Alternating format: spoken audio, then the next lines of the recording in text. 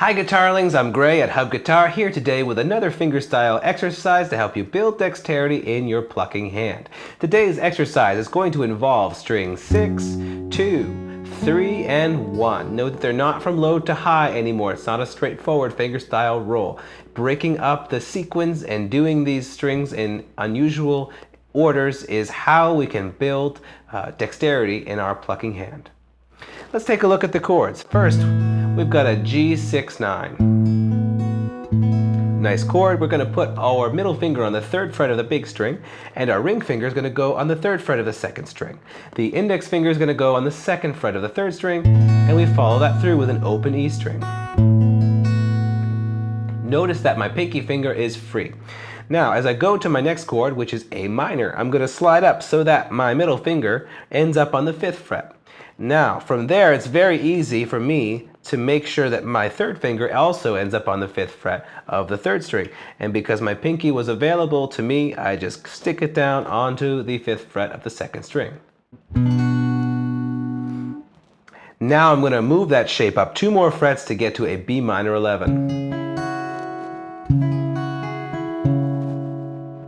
And then to get to C add 9, I'm going to move my shape up 1 fret, but I'm going to switch back to the shape that we started with. So I'm going to have my middle finger on the big string, my index finger on the 7th fret of the 3rd string, and my ring finger on the 2nd string on the 8th fret. So that's going to sound something like this. That's the chord progression. Let's talk about the plucking pattern. This plucking pattern goes from the lowest to the middle high note, down, and then back up. So I use my thumb, middle, index, and ring to do that pattern.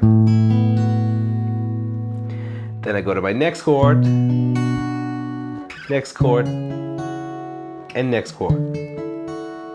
Now, I'd encourage you to practice this in a way where you're staying on one chord and repeating it several times, and therefore focusing on the plucking part of the exercise and not so much just the practice of switching between these chords. So you can do each chord 2 times, 4 times, doesn't really matter.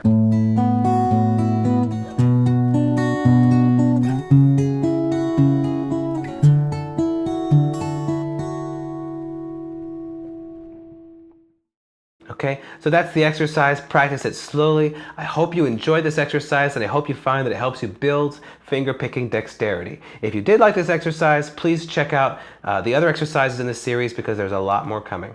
All right, thanks so much for watching.